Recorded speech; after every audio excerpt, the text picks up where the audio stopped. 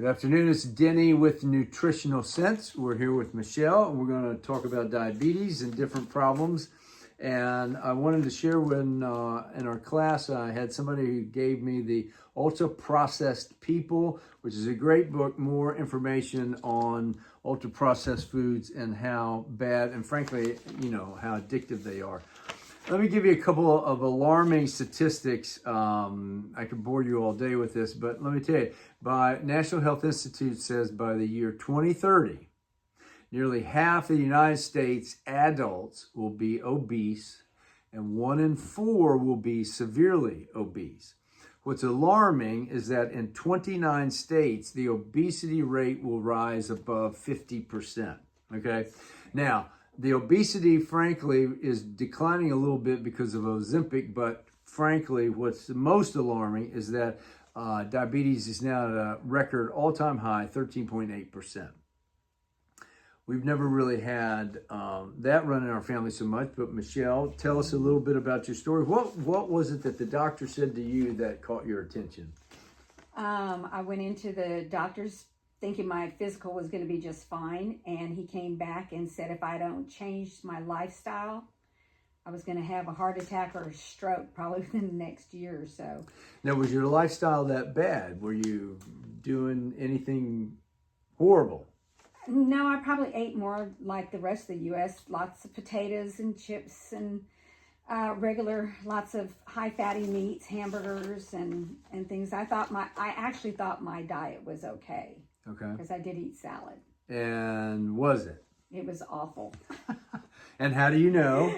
Because my blood sugar, my A1C was 10.9, and my blood sugar was almost 350. 350, and where, for folks who don't know that, it should be, or where is it today? It should, well, now it's down to 102 to 110, and my A1C is a 6. Okay, and that all happened because you changed diet? What? Diet, exercise, got rid of anything unhealthy in my house, anything that was processed, there are things still that I'm finding out that are processed that I didn't know. I didn't hear that. Yes, no, that's the number one thing that I've said to more people. I said, if you're going to take diet seriously, if you really, particularly have diabetes, other things like that, you have to get rid of the processed food. It is literally, as he said in the book, Ultra Processed People, it is designed to be addictive. It is designed to be addictive. And the other studies that I've read, it's just so interesting. You eat more, you gain more weight, you have all this stuff just by eating that. So that's the number one thing. Yeah, when they say baked chips, they're just full of all that good sweet taste that makes you want to crave more. And I think we've mentioned before, if you don't use the app Yuck, download it. It's free. You scan in the barcodes and it will tell you everything about the product. It will rate it on a scale of 1 to 100, whether that's good, bad, and then if it's horrible, it will tell you the reasons for that. Okay, I'm sorry to interrupt. Michelle, tell us again your journey has taken you what, 2 times? The first time the first time I got gestational diabetes when I was pregnant, which normally, if you don't take care of it, will turn into type 2. And as you get older, you're guaranteed. So if you don't do something sooner than later. So I would get it under control. It left after I had my baby. Especially happens to older women. Had my last kids in 40 and 45. And then I got it under control. It was good for about 5 years. And then my diabetes came back, and I would take my pills or do whatever I had to do for a while and went right back, but I never changed my diet. Okay. And so unless you change your diet, and I've said that to folks who have the Ozempic, you can lose the weight, but if you don't change, then which is again, okay. So as we talk about nutritional sense, we talk about community, about being aware of it. You felt like you were on an island. You had to deal with it alone.